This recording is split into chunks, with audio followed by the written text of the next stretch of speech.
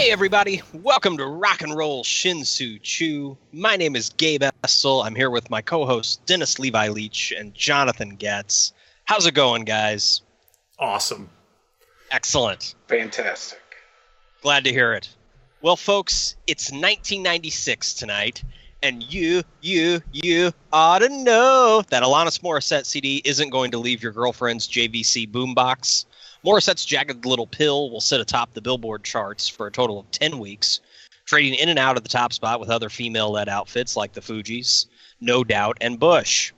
Most importantly, for us at least, 1996 saw the release of groundbreaking albums by Pearl Jam, the Black Crowes, and Beck, whose album Odelay will provide a plethora of videos destined for heavy rotation on the freshly launched MTV2. Seems just like yesterday. Unfortunately, these are dark times for Major League Baseball. The evil empire in New York has been fully rebuilt, led not only by insufferable veterans like Paul O'Neill and Wade Boggs, traitor, but also by the Newble future stalwarts Andy Pettitte and eventual Rookie of the Year, Derek Jeter. Whatever happened to that guy? Anyway, This is also the dawn of the super-steroid era with video game numbers. 17 players, that's right, 17 will hit 40 or more home runs. And nearly 50 players will hit 300 or better. Yeah. Crazy. It was a year of power. Power with an asterisk. Frozen ropes. Confessed juicer Ken Caminetti will win the NL MVP, and Mark McGwire will set a new career high with 52 home runs, a mere prelude to his eventual record-breaking 1998 campaign. Nomar Garcia-Pera, Vlad Guerrero, and Andrew Jones will all make their debuts, while Ozzie Smith, Andre Dawson, and the immortal Rob Deere will see their last action between the baselines.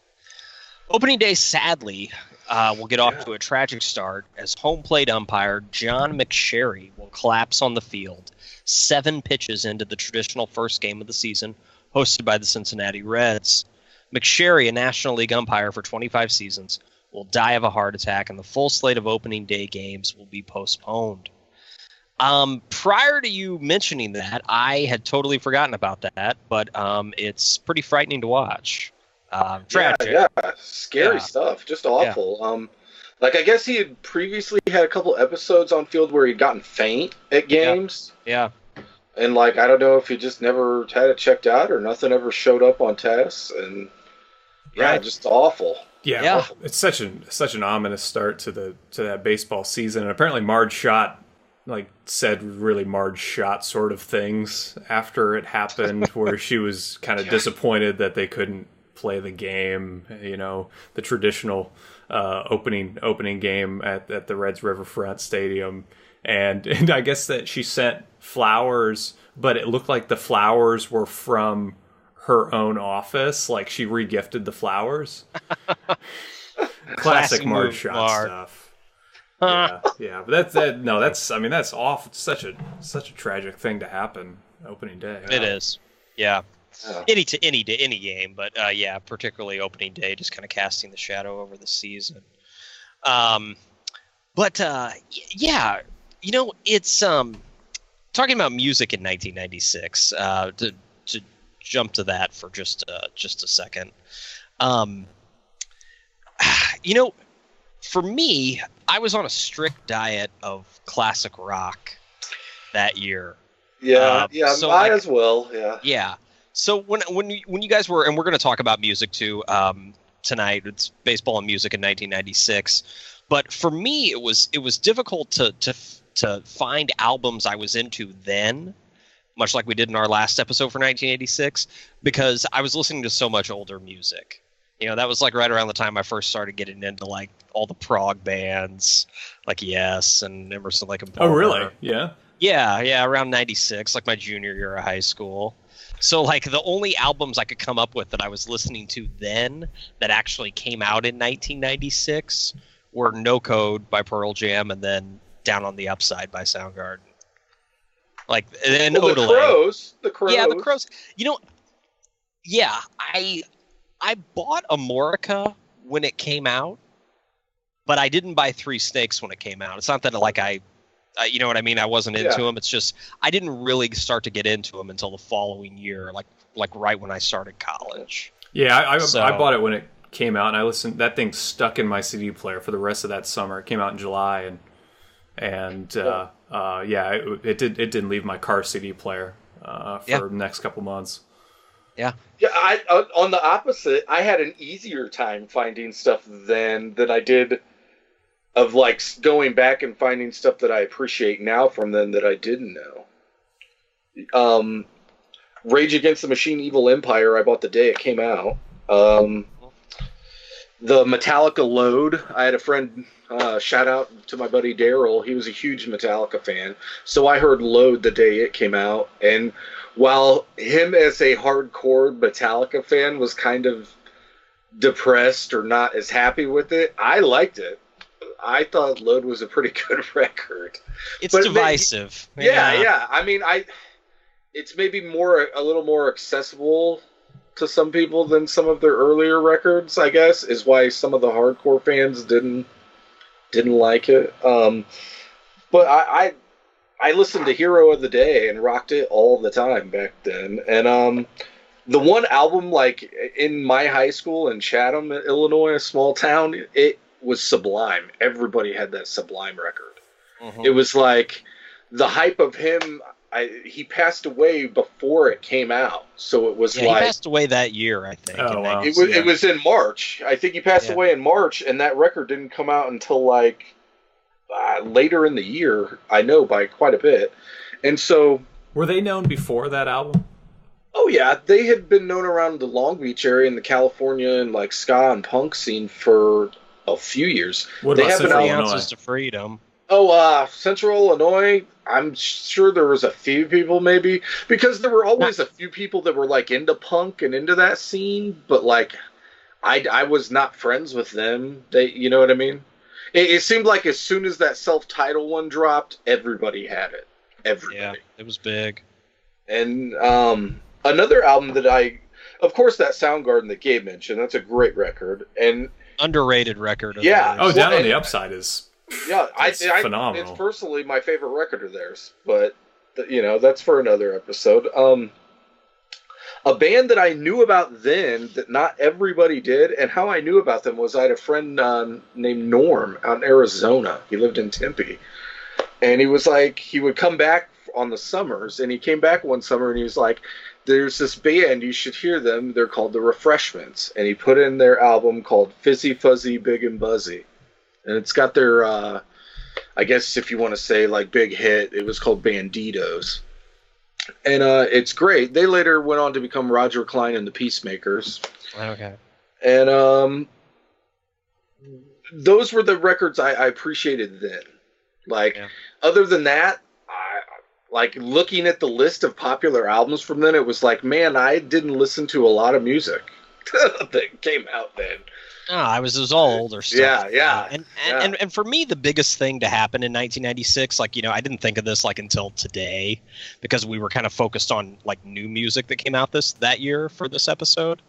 Kiss putting back on the makeup was, I mean, the biggest thing to happen in 1996 for me. I mean, if you were in classic rock, that was like that, and like earlier in the years, David Lee Roth being seen with Van Halen.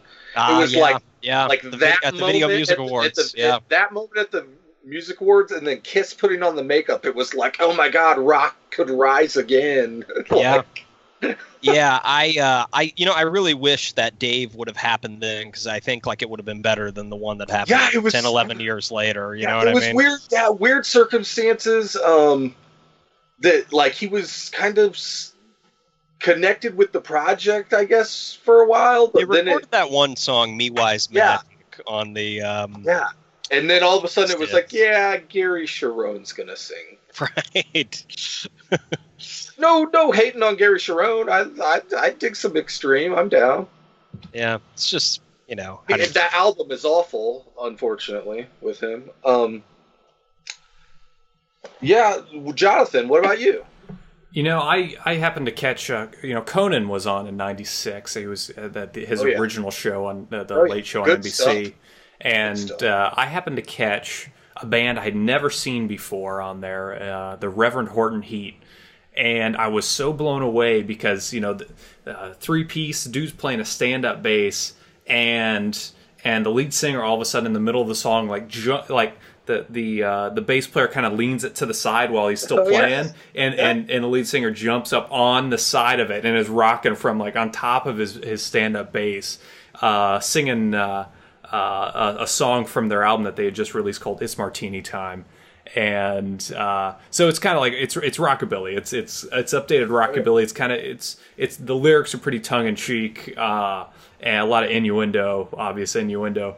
And but it was just an energy that blew me away.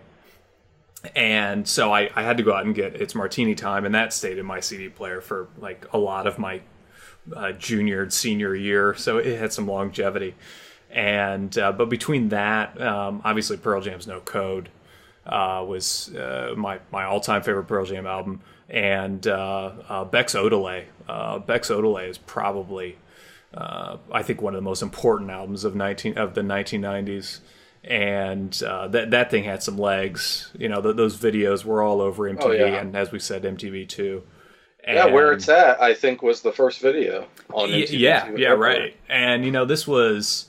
To watch him perform on award shows in '96 and '97, you know, for him to be doing what he was doing, you know, these kind of these dance moves and you know, he's putting on this show almost, but at the same time it's really rootsy, and it's just like, whoa, I didn't know what to think because it was unlike a lot of what I was digesting at the time between Pearl Jam and the Black Crowes.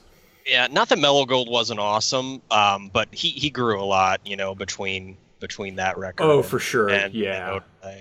Yeah. You know, there's a lot of similarities, but it's Odelay is a bit more focused and refined in like really important ways.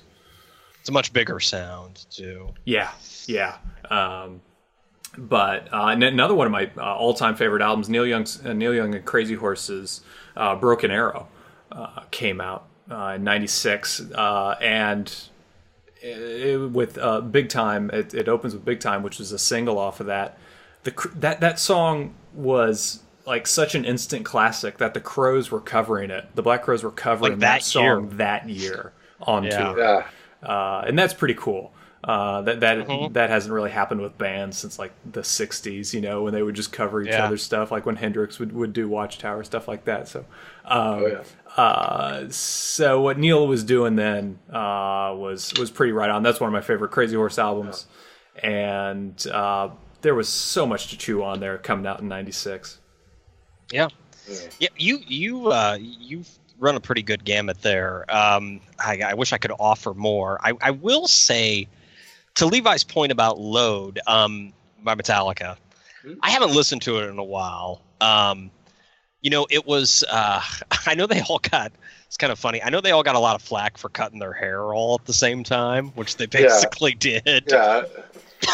And as someone who's always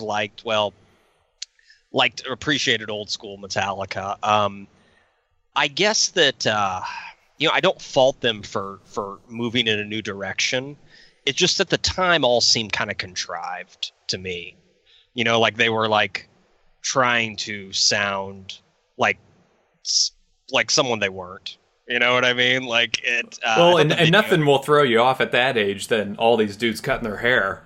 Sure, right. I mean that. I thought the videos were kind of pretentious too. They were playing a show in Minneapolis. There happened to be like a Locks for Loves thing. They all right. No, I don't know, but whatever. They're allowed to. I completely agree. I completely agree with.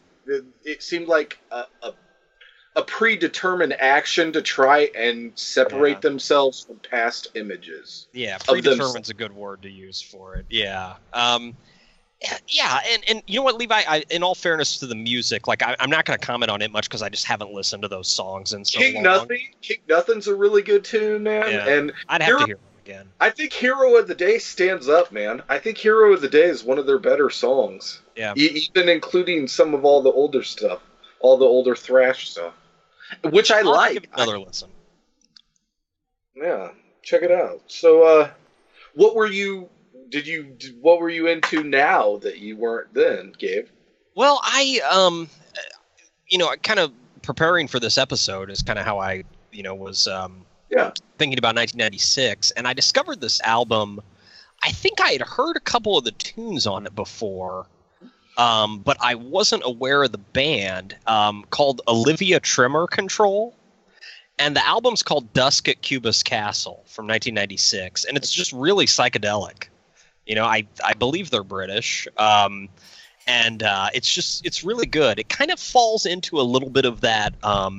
Some other bands at the time, actually, that were kind of getting some buzz. They never really totally took off, and you could see them. I know you could see them all profiled in the great documentary called Dig. But the Dandy Warhols and Brian Jonestown Massacre. I think you can put. I think they kind of ran in that circle. I don't know if, or at least they were mentioned in the same breath as those bands. Okay. They're from Louisiana. So kind of like. They're from Louisiana. Okay, right, not Go British. figure. Okay, anyway, I've never heard any of them speak. So anyway, it's really great. I highly recommend it. It's got a lot of tracks, and they're all pretty short, but it all kind of flows together though. Okay. Dusk at Cubus Castle by Olivia Tremor Control. It's definitely got this kind of. It's just a cool kind of jangly throwback psychedelic record. I'll have to check it out. Good.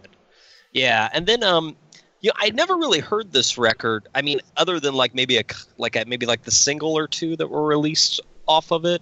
But REM's New Adventures in Hi-Fi. I've always liked REM. I just at the time that album came out, I don't think I was really listening to them heavily. Yeah. So I gave it a revisit, and it's really good. I think it's like 14 record.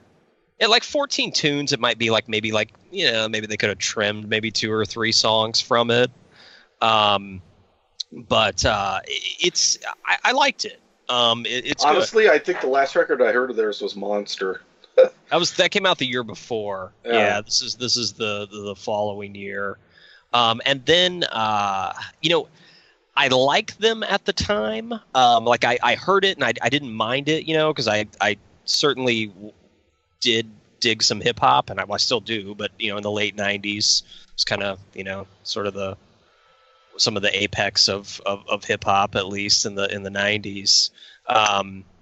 And the Fugees, the score is huge, phenomenal record. It was huge. So maybe because it was so popular, I kind of disavowed it at the time. Yeah, and I heard it this past week. I'm like, Jesus Christ, man, this is this album is phenomenal. That is, it's like the litmus test.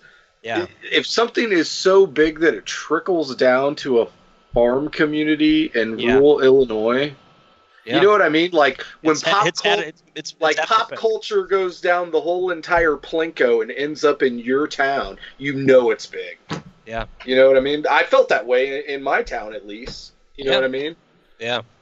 And it deserves all the acclaim that it got. It's a great record. And the last one, this is, I don't know how I stumbled across this one. Maybe just listening to some other instrumental stuff. DJ Shadow, kind of like a sort of a well-known house producer, veteran house guy.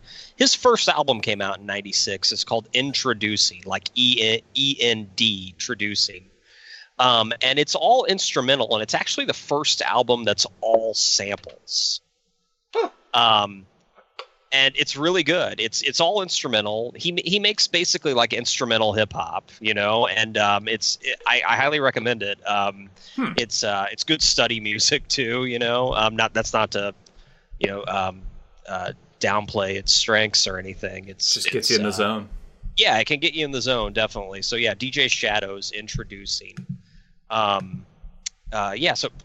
check out those. Yeah, right on. Speaking of getting in the zone, Levi, I'll go ahead and take over here because I discovered a Stereo Lab over the last couple weeks, and I wondered where they had been all my life. And Emperor Tomato Ketchup came out in '96, and that's something that really helps me code and definitely got me in the zone. I've listened to that album probably half a dozen times over the last couple of weeks now. So it's working. But one of my favorite, probably like my top 20 albums of the 90s now, since I discovered it about 5 or 6 years ago, is the Cowboy Junkies' Lay It Down.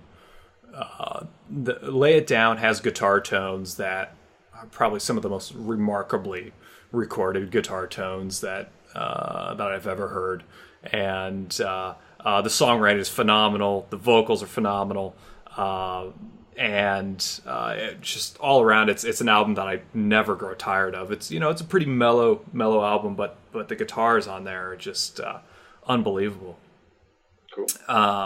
And then speaking of mellow, Belle and Sebastian put out a couple albums in '96. If You're Feeling Sinister and Tiger Milk, and both of those are pretty spot on with what you hope. Those are kind of really set the tone for Belle and Sebastian's career. Though they've switched it up a bit since then. It got a bit dancier, which is good as well. But those two albums in '96 are pretty timeless. And actually, the Cardigans' First Band on the Moon. Cardigans kind of like almost a guilty pleasure of mine. I don't know why, but they're a little bit poppier. I agree. Like, I feel the same way sometimes when I listen to them. I'll listen to Love Fool and be like, "Oh, dude, I should not be liking this as much as I am." I know, man. Whenever it's on, I'm like, good man, is good, man. Whenever I hear Love Fool, I'm like, man, this is like the best song in the world. All of these 15-year-old girls think this at the same time. It's a well-crafted pop tune, man. It is. But that's a good band. They write some killer songs, and that's not even their best album, in my opinion. So, highly recommend the Cardigans' First Band on the Moon. But anyway, Levi, your now stuff. Well, I got a few. One of them was I got into them a few years later, and that was Jamiroquai's "Traveling Without Moving" came out that year in '96. That video, and everybody really obviously saw the video, for Virtual Insanity. But I got into some of their other records as well as that one about 3 years later when a friend gave me their those 3 records. And another band was Zakk Wylde. He came out with Book of Shadows in '96, and I probably didn't end up owning it until about '99, probably 2000. It's his acoustic record, right? Yeah, and he actually just dropped Book of Shadows 2 just 2 weeks ago or something. So it was his first solo record? According to Wikipedia. Technically, yes, because Pride and Glory was still a band. Right. Yeah. It's a great record. The first book, I've only heard one song off Book of Shadows 2, and it was really good, but all of Book of Shadows 1 is excellent. I highly recommend it to anyone. He spans the gamut. He does almost some power ballads to Southern Rocky tunes to everything in between. He plays piano, he sings, he plays all the guitars. It's just a great record. Well, there's a tune on there that's written about Shannon Hoon. Yeah. Throwing it all away. Huh. Yep. Yeah. And what? Hold on. I'm sorry. I got one more nugget there. Shannon Hoon and Zakk Wylde lived together at one point. For a little while. Yeah. Wow. Yeah, I had read that on the Wikipedia, but kind of forgot about it. That needs to be a documentary. No kidding. We need to know what Shannon Hoon and Zakk Wylde were doing, and I'm sure they could turn it into a 45-minute documentary. Wow. Something. Wonder if Axl ever swung by. I mean, right? Yeah. Yeah. Right. Exactly. Interesting. Yeah. And so one of the other albums I got into later that was out in '96 that came out then was Outkast's Aliens, ATLIENS, and it was their first record where they kind of broke away from kind of the hardcore Southern rap thing and created. They kind of took some P-Funk influences and had kind of a spacey sound, and they just got weirder. They did, and it's excellent. It's the start of them getting weird, and it's awesome. Yeah. So I highly recommend that record. I got to include an ambient electronic record, being Gabe did. There was a band who was at Bonnaroo in 2007, and I was there with a friend of mine, and we were VIP, and we were walking along the side of a stage like during like this quartered off area, and there was a band rehearsing, and I heard them, and I was like, I wonder, like, and I say they were rehearsing, it was like electronics equipment, but it was Sasha and Digweed, and in '96 they came out with a record called Northern Exposure that I've gone back and listened to now, and it's good if you like that ambient, chill electronic music. Parts of it kind of sound like X-Files, like it could have been on the show X-Files. Cool. I can dig that. And then the last one I put on kind of is maybe playing a little bit of devil's advocate. Like, I could be opening the hate mail gates right now, but I'm going to say one that I can say that I somewhat appreciate now that I would never say I would then, and that's Dave Matthews Band Crash.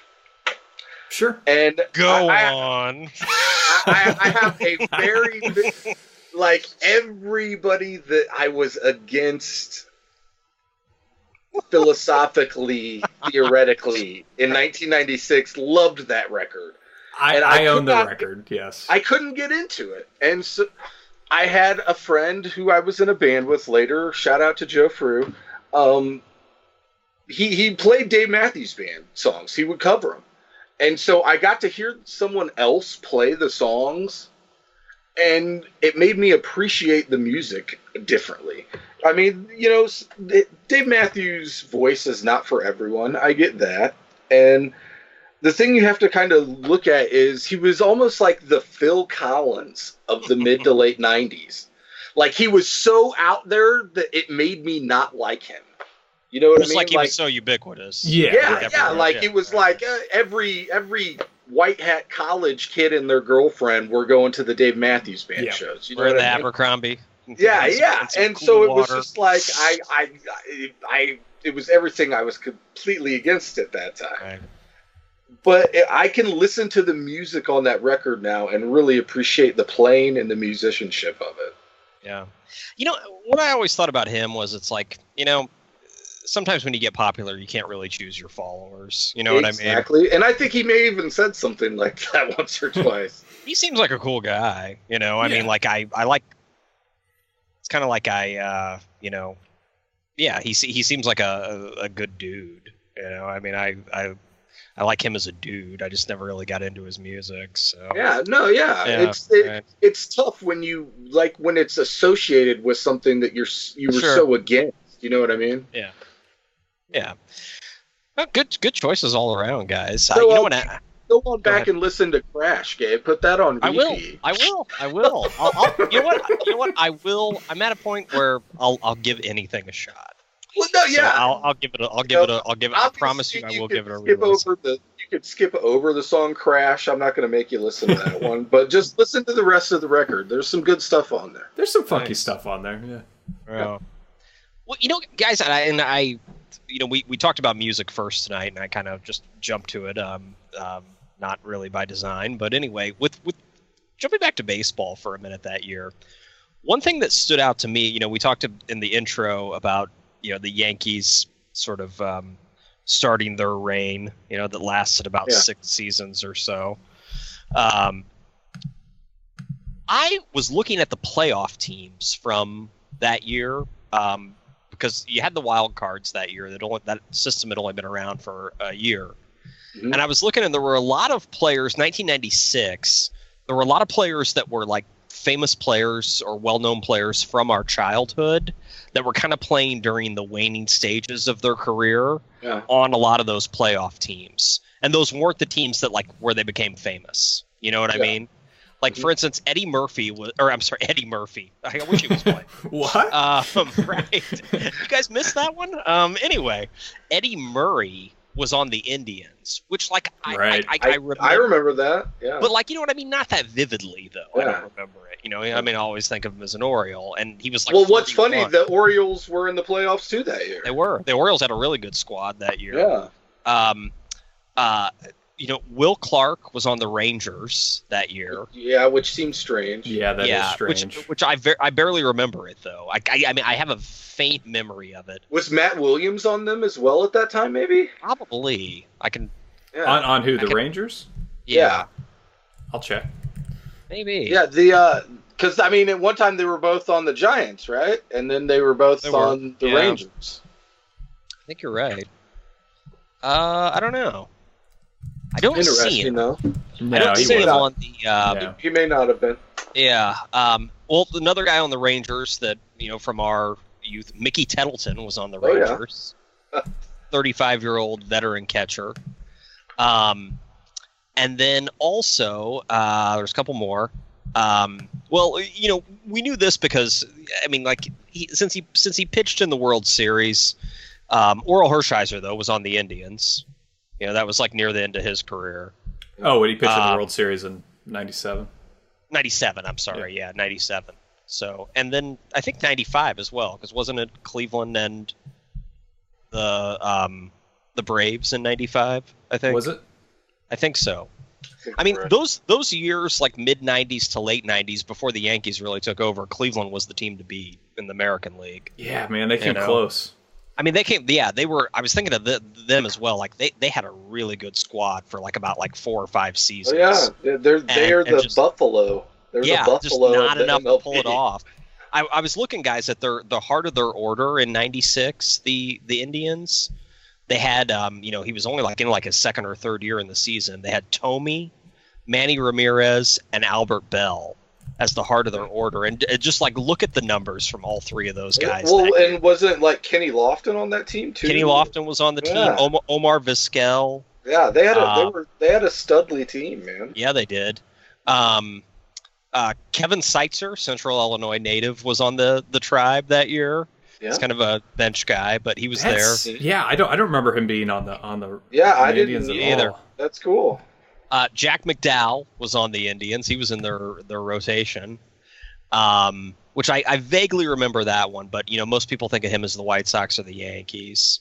And then also speaking of the Yankees, that was kind of the year where kind of Strawberry kind of resurrected. Strawberry and Gooden were on the Yankees. Gooden, and then the next year, I think Gooden was on Cleveland, right?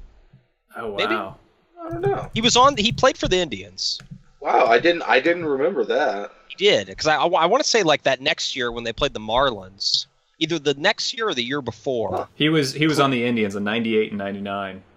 Okay, later. Okay, all right. 2 years later. Yeah, and then also one last one. He wasn't really in the waning stages of his career. I think his career hadn't even entirely taken off yet. But Jeff Kent was on the Indians that year too in '96. Wow. Yeah. I will give you. I will give you $100 if you can tell me the last 3 teams Dwight Gooden pitched for. What? We haven't mentioned any of them yet? We've mentioned one of them. He went back to one of them. The Yankees? Yankee. Before that, the Houston Astros in 2000 and the Tampa Bay Devil Rays in 2000. No, I would have never guessed this. Wow. Crazy. I think I think when we were talking about players, older players in a previous episode, I want to say I came across that. I Google imaged him, and for some reason, you scroll down, he came up with him in an Astros uniform. I was like, what? He pitched for all 3 of those teams in 2000. No shit. Yeah, just one start with Houston. Okay. But all anyway, right. sorry. Tampa. I have no recollection of him playing for Tampa at all. Well, at that point, Tampa was the Yankees farm system. Basically. Yeah. Other things from that year, obviously the Yankees playing so well, but I didn't remember how good Mariano Duncan was that year, or I couldn't recall until I looked at the numbers. He hit 340 that year. Wow. Yeah. Yeah.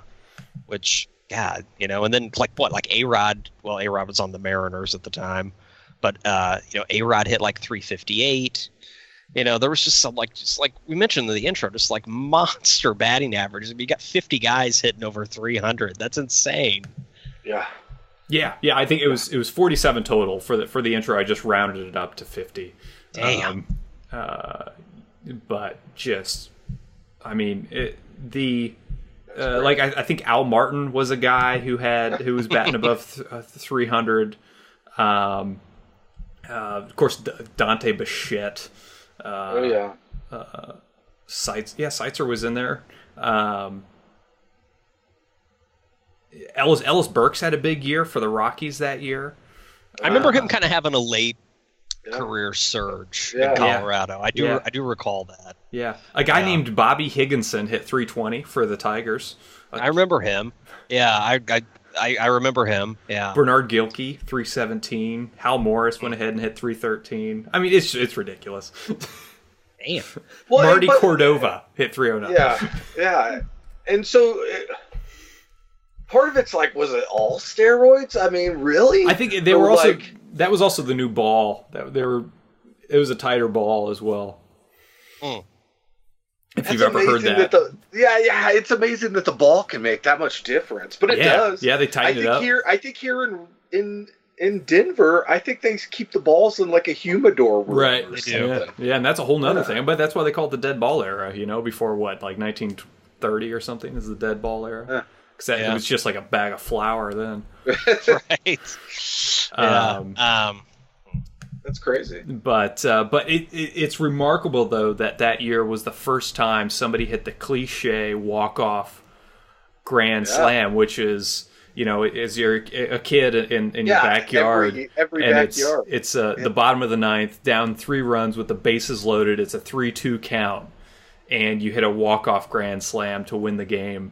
And Chris Hoiles was the first stars aligned player for Chris Hoiles. It's the only time it's ever happened. Yeah, it's so amazing remarkable. that they can trace it as it's the only time it's happened. That's insane. God bless Stats Inc. I'm sure that they figured that out for us all.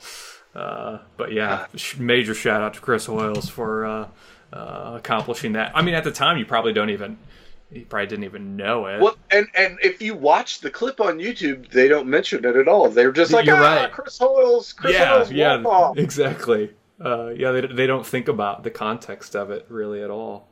Yeah. It was a regular season game, right? Yeah. I know he was on Baltimore. Yep. Right. He had a couple good years. I went back and looked at his stats. Another guy that from that year, most Cy Young winners, aside from a handful of them, you think of them going on to lead, sort of Hall of Fame or near Hall of Fame careers. Pat Hinkin. Pat Hinkin, yeah. Hinkin. Who did have some good seasons. But he won 20 games that year and got the Cy. Yeah. And then who was it? Toronto. Yeah. He was on Toronto. Yeah. And they weren't very good. You know what I mean? He was on. It was a non-playoff team. So But I mean, hey, 20 games is winning 20 games is winning 20 games. He still won the Cy Young. Yeah. Right. He pitched 265 innings that year. That's a lot. That's a workload, man. That's a workhorse, man. 260. 10 complete games. He led the league in innings 2 years in a row. He led the league the following year. He had like over 260 as well. Yeah. So he was a workhorse, man. And then in '93, he won 19 games. Yeah, I think. Yeah. So he had a good. Hinkin was tearing it up in the mid '90s. He had a good run there, but it got offset by a rough latter part of his career where he ended up with a 4.32 career ERA, which isn't great. But again, it was the steroid era, so have to compensate. I mean, after pitching all those innings, his arm basically melted off, I'm sure. Yeah. Oh, yeah. Yeah. Played until 2004, which it's like, wow. Yeah. Yeah. So. Pitching 10 complete games, 9 complete games, 2 years in a row. Yeah, that doesn't really happen anymore. No. Unless you're like Clayton Kershaw. Right. Well, it was a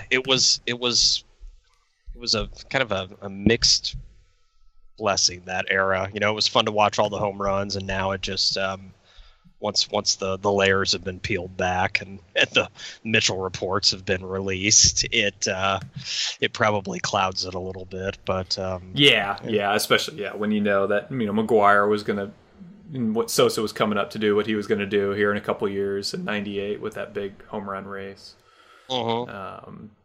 But I didn't realize that Mel Allen, who passed away in '96, that he was doing This Week in Baseball up until he died. Yeah. Oh, yeah. Yeah. Did you guys watch This Week in Baseball? Yeah, I saw it. Yeah. I didn't catch it every week, but I was a pretty frequent watcher of it for sure. Saturday mornings? Pre-internet, it was one of the only ways to get another view besides ESPN. You know what I mean? Yeah, right. Yeah. Like local sports coverage hardly gave any time to baseball, really. Yeah, you wouldn't get all the other teams. You know what I mean? Like like other than the Cubs and the Cardinals. Yeah. So yeah, it was. You're right. It was unique in that the pre-internet era. Yeah, it was kind of like watching. Yeah, it was a highlight reel for the week, you know. Yeah, but at the same time, they would focus a lot on the really unusual stuff that might happen. Yeah, it was kind of quirky, you know. And, yeah. It had some quirkiness. Which came out in The Naked Gun, because he is one of the he's the play-by-play guy in The Naked Gun when they're doing that highlight reel where like the tiger mauls the guy, and how about that? And but he was the voice of the Yankees for a long time, long time, yeah, 40s, 50s, and 60s. But yeah, there's a great 20-year anniversary This Week in Baseball video on YouTube that I got totally sucked into it. Just started watching like this weird random shit that would happen. One was a guy who went into the stands to catch a foul ball off the third base line, and he kind of jumped up and he caught it, but somebody else was holding a ball in the stands, and in all of the hubbub it fell, and it fell into his open hand. So he had a ball caught in his glove, but then all of a sudden this ball like drops out of his open hand, but it's this ball from the stands, and he thinks he dropped the ball, but in fact it's in his glove. It's the weirdest shit you've ever seen. Wow. So This Week in Baseball is perfect for stuff like that on YouTube. Oh yeah, that's awesome. There always needs to be an outlet or a show for that. To me, that's what helps draw in younger fans to the game too. You know what I mean? Sports bloopers was one of my first introctions to professional sports. I had like 3 VHS sports. Yes, everybody did. Yeah. Yep. I had NFL. Yeah, it was a lot of guys running into each other and like getting hit in the nuts with balls, but hit the nuts with balls. Wow, how meta. Anyway, but yeah, so good stuff. Well, This Week in Baseball, and this has been another week with rock and roll Shin-Soo Choo, guys. How about that? It was fun. How about that? So anyway, I want to remind everybody. Please rate us on iTunes or whatever podcasting service. Just subscribe. Just go subscribe. Just subscribe. Don't even worry about rating us. Just subscribe. Yes. Free subscription. Yes. So we will keep giving you what you like, but tell us what you like. And also follow us on Instagram and Twitter at RockInChew. That's in as in I didn't think of one. Phil Necro. He played Navy Perez. Yeah. I think Neffy Perez was still playing. Yeah. Neffy Perez. Okay, 96. Yeah, he might. Yeah, all right. Anyway, so at RockInChew. Like us on Facebook, and you can also find everything, all the archived episodes, as well as a bunch of cool references and other things we've discussed on the show at rockchew.com. rockchew.com. Until next time, we'll see everybody again real soon. Take care. Peace.